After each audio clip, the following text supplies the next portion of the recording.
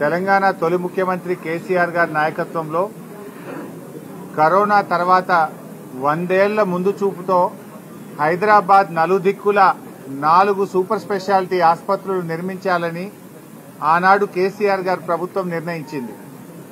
దాంట్లో భాగంగా ఎల్బీ నగర్లో 1000 పడకల ఆసుపత్రి, మల్కాజ్గిరిలో 1000 పడకల ఆసుపత్రి, ఎర్రగడ్డలో 1000 పడకల ఆసుపత్రి, నిమ్స్ 2000 పడకల ఆసుపత్రి కొత్తగా నిర్మించాలని, తద్వారా హైదరాబాద్ నగరంలో 5000 పడకల సూపర్ స్పెషాలిటీ ఆసుపత్రులు నిర్మించాలని మరో 100 ఏళ్ల ముందు చూపుతో ఆనాడు కేసీఆర్ గారు నిర్ణయం తీసుకున్నారు. గతంలో అనేక రాష్ట్ర ప్రభుత్వాలు పనిచేసినప్పటికీ ఎప్పుడో నిజాం కాలంలో కట్టిన గదే ఉస్మానియా, గదే గాంధీ, గదే కింగ్ కోటి హాస్పిటల్, నీలోఫర్ హాస్పిటల్ తప్ప కొత్త ఆసుపత్రులు గత ప్రభుత్వాలు ఎవరు కూడా పెరుగుతున్న జనాభాకు తగ్గట్టుగా ఆసుపత్రుల నిర్మాణం జరగలేదు.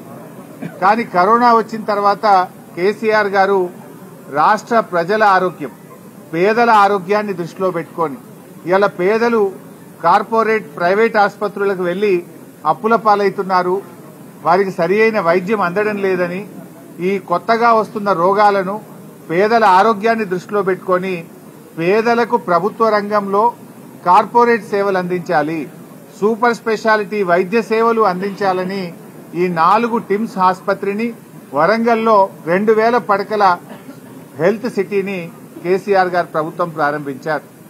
దీనికి అవసరమైన అన్ని నిధులు కూడా కేటాయించారు. దానికి డబ్బులకు కూడా ఇబ్బంది లేకుండా నిధుల సమీకరణ కూడా కేసీఆర్ ప్రభుత్వమే చేసింది. ఆనాడు కేసీఆర్ ప్రభుత్వ హయాంలో పనులు ప్రారంభమైనాయి. ఇవాళ కాంగ్రెస్ గవర్నమెంట్ వచ్చి దాదాపు 2 సంవత్సరాలు పూర్తయితున్నా ఈ ఆసుపత్రులను పట్టించుకోవడం లేదు.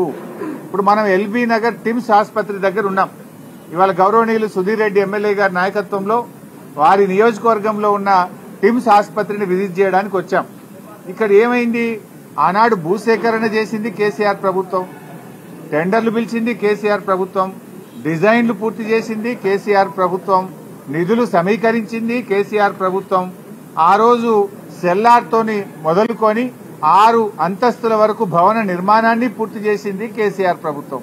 మరి 2 ఏళ్లలో కాంగ్రెస్ ప్రభుత్వం ఏం చేసిందయ్యా అంటే ఒక 5 ఫ్లోర్లు మాత్రమే వేశారు. ఇంకా పూర్తే కాలే. ఫ్లోర్లు వేయడం, స్లాబులు వేయడం కూడా పూర్తి కాలేదు. నిజంగా బీఆర్ఎస్ ప్రభుత్వమే ఉండుంటే ఇప్పటికే ఏడాది కిందనే ఈ ఆసుపత్రి ప్రారంభమై ప్రజలకు సేవలు అందించేది.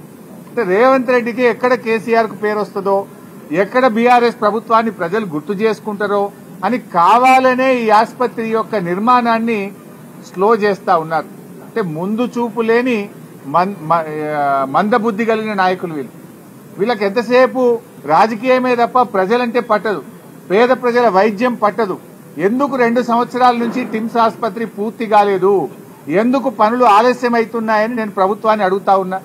ఇలా ఏం కారణం చేత ఆగినాయి? మీకు డబ్బులకు ఇబ్బంది లేదు, ఏజెన్సీ ఫైన్లు అయిపోయింది, అన్ని రకాలుగా డిజైన్స్ తో సహా రెడీ చేస్తే ఎందుకు కావాలని పనులు ఆలస్యం చేస్తున్నారు? 2 ఏళ్లైంది మీ గవర్నమెంట్ వచ్చి, కొత్తది మీరు చేసిందేమి లేదు. ఉన్న పనులు ఎందుకు ఆపుతా ఉన్నారు? ఇలా వైద్యం మొత్తం కూడా పేదలకు అందని పరిస్థితి ఏర్పడ్డది. ఇలా ఈ టిమ్స్ ఆసుపత్రులను ఆనాడు అసెంబ్లీలో ప్రత్యేకంగా ఒక చట్టాన్ని కూడా తెచ్చాం. మా ఉద్దేశం ఏంటంటే ఇలా ఇక్కడ సూపర్ స్పెషాలిటీ వైద్య సేవలు అందాలి అన్నది కేసీఆర్ గారి లక్ష్యం. కరోనా కాదు, కరోనా తాత లాంటి కరోనాలు వచ్చినా, ఎలాంటి రోగాలు వచ్చినా, ఎలాంటి విపత్తులు వచ్చినా తట్టుకునే శక్తి తెలంగాణ రాష్ట్రానికి ఉండాలి, నా ప్రజలకు మంచి వైద్యం అందాలి అన్నది కేసీఆర్ గారి లక్ష్యం. ఈ రాష్ట్రంలో 10,000 పడకల సూపర్ స్పెషాలిటీ బెడ్స్ ఉండాలని ఒక దూరదృష్టితో 100 ఏళ్ల ముందు చూపుతో కేసీఆర్ గారు ప్రణాళికలు రచించారు, ఆచరణ ప్రారంభించారు.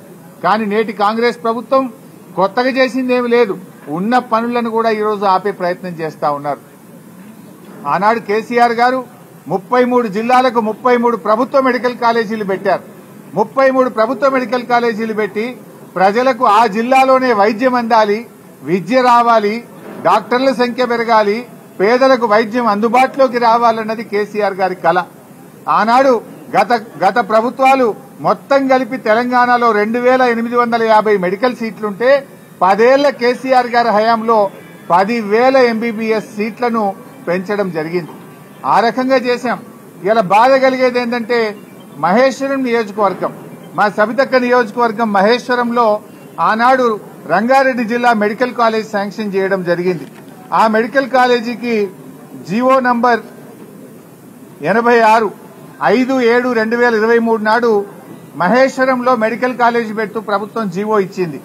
జీవో నంబర్ 162 ద్వారా 176 కోట్ల రూపాయలు మహేశ్వరంలో మెడికల్ కాలేజీ 500 పడకల ఆసుపత్రి కట్టడానికి ఆ రోజు జీవో ఇచ్చాం. 27/9/2023 నాడు సబితక్క గారు నేను వెళ్లి ఆ ఆసుపత్రికి మెడికల్ కాలేజీకి ఫౌండేషన్ కూడా వేశాం. ఇవాళ దాన్ని రద్దు చేశారు. దాన్ని రద్దు చేసి ఏం చేసిండ్రు, ఈ టిమ్స్ ఎల్బీ నగర్ లో విలీనం చేసినారు. రెండు రకాలుగా నష్టం. మహేశ్వరంలో మెడికల్ కాలేజ్ వస్తే అక్కడ ఒక ఆసుపత్రి వస్తే అక్కడ పేదలకు వైద్యం దొరికేది, ఇక్కడ సూపర్ స్పెషాలిటీ సేవలు దొరికేది. ఇవాళ జనరల్ మెడిసిన్ మెడికల్ కాలేజ్ వస్తే ఏమైతుంది, ఏ కరీంనగర్ లోనో వరంగల్ లోనో సిద్దిపేట మెడికల్ కాలేజీలో ఏ సేవలు ఉంటాయో గవే సేవలు దొరుకుతాయి. కానీ మనము టిమ్స్ ఎల్బీ నగర్ కట్టిన ఉద్దేశం ఏంది, సూపర్ స్పెషాలిటీ సేవలు అందాలి. ఇలా 400 పడకల ఇళ్లకు వస్తే ఈ 1000 పడకల్లో 400 తగ్గిపోయి పేదలకు ఇలా సూపర్ స్పెషాలిటీ సేవలు దొరకకుండా పోతుంది. అటు మహేశ్వరంలో మెడికల్ కాలేజీ రాకుండా పోతుంది. రెండు రకాలుగా నష్టం. అదేవిధంగా మా వివేక్ గౌడ్ గారి నియోజకవర్గం కుత్బుల్లాపూర్ లో కూడా కేసీఆర్ గారు 182 కోట్లతో జీవో నంబర్ 162 ద్వారా అక్కడ మెడికల్ కాలేజ్ శాంక్షన్ చేశాం. ఇవాళ మేడ్చల్ జిల్లాకే మెడికల్ కాలేజ్ లేకుండా పోతా ఉంది. దాన్ని తెచ్చి ఏం చేసిండ్రు, టిమ్స్ అల్వాల్లో దాన్ని కలిపేసిండ్రు.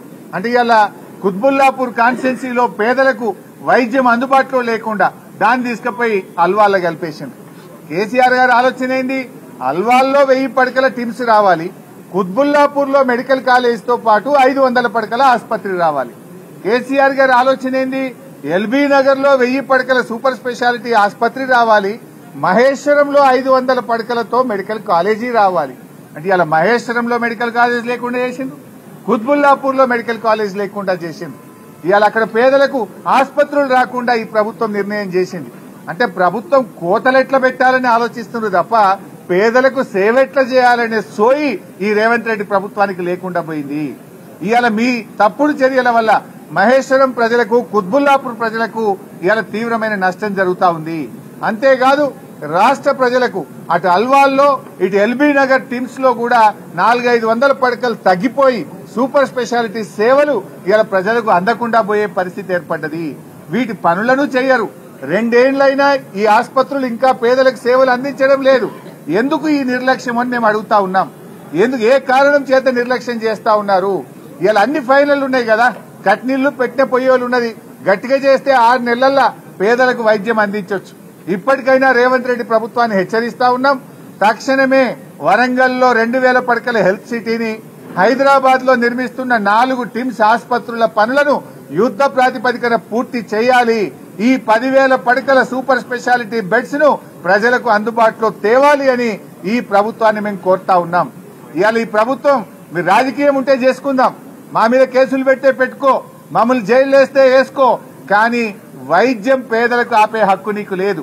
ఈ టిమ్స్ ఆసుపత్రుల నిర్మాణాన్ని స్లో చేస్తే ప్రజలతో తిరుగుబాటు వస్తుంది, జాగ్రత్త అని చెప్పి కూడా హెచ్చరిస్తా ఉన్నాం. రాజకీయాల కోసం పేదల వైద్యాన్ని ముడిపెట్టద్దు. రాజకీయాల కోసం కేసీఆర్ గారు ప్రారంభించిందని ఈ టిమ్స్ ఆసుపత్రుల నిర్మాణాన్ని ఆపొద్దు అని మేము ఈ ప్రభుత్వాన్ని కోరుతా ఉన్నాం. 2 ఏళ్ల నుంచి ఆపడం, ఏం చేసినవే నువ్వు 2 ఏళ్లలో? మీ జాగా బిల్డింగ్ అంతా కేసీఆర్ శాంక్షన్ తో సహా డిజైన్ చేసి 6 అంతస్తులు నేనే కట్టిమి. 2 ఏళ్లలో 5 అంతస్తులు కడతావు, 2 ఏళ్లలో 5 స్లాబ్లు వేస్తావు. గంతేనా నువ్వు చేసింది? ఆసుపత్రి అందుబాటులో తేరాదా?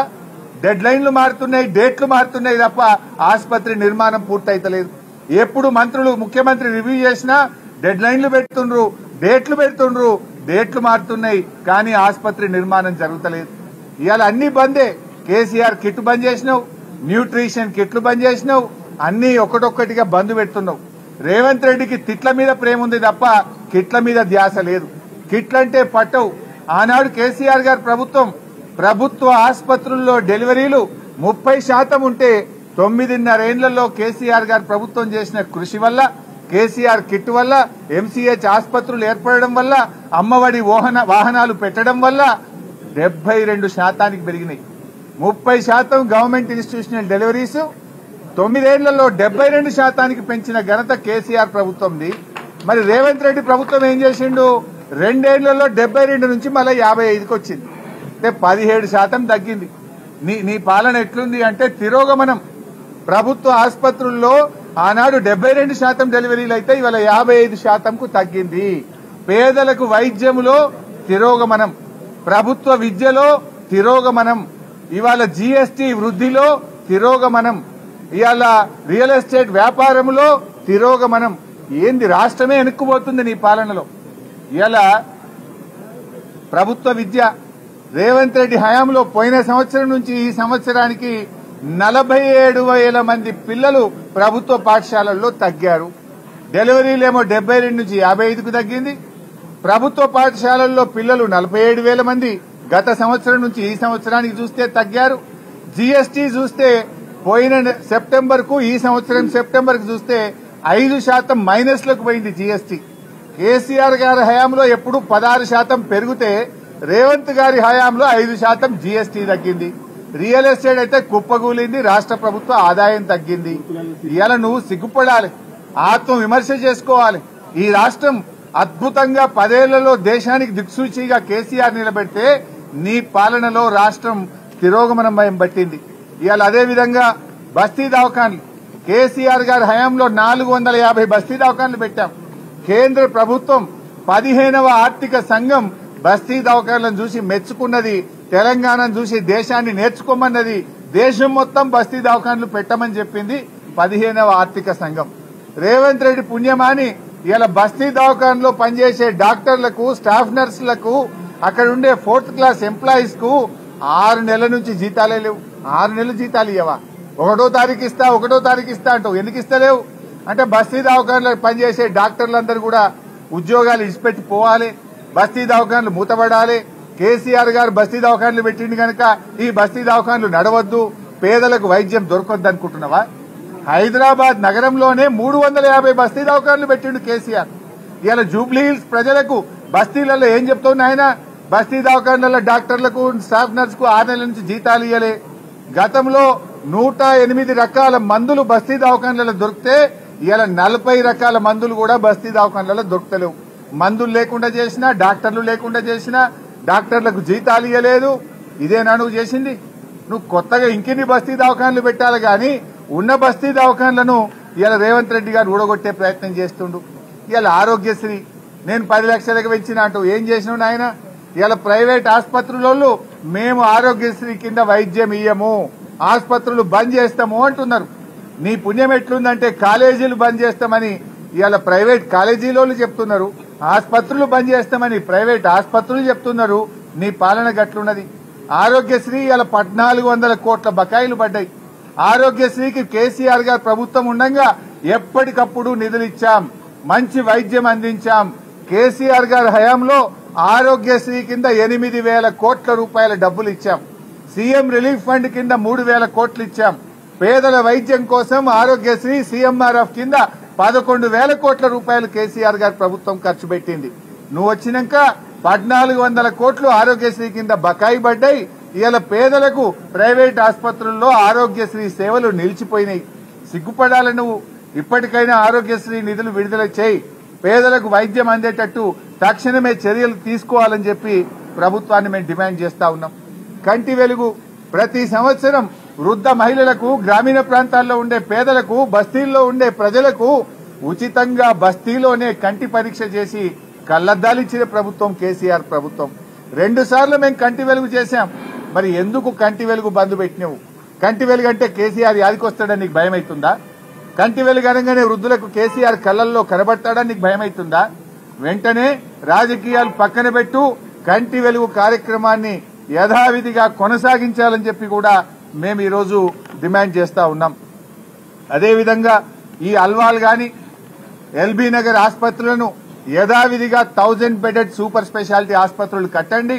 మహేశ్వరంలో, కుత్బుల్లాపూర్లో మెడికల్ కాలేజీని యథావిధిగా కొనసాగించి ఆ ప్రాంత ప్రజలకు వైద్య సేవలు, విద్య అందే విధంగా ప్రభుత్వం చర్యలు తీసుకోవాలని డిమాండ్ చేస్తున్నాం.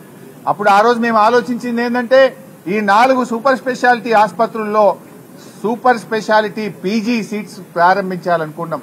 ఎల్బీ నగర్ లో 96 సీట్లు, అల్వాల్లో 96 పీజీ సూపర్ స్పెషాలిటీ సీట్లు, సనత్ నగర్ లో 96 సూపర్ స్పెషాలిటీ పీజీ సీట్లు, నిమ్స్ లో 200 పీజీ సూపర్ స్పెషాలిటీ సీట్లు పెట్టాలనుకున్నాం.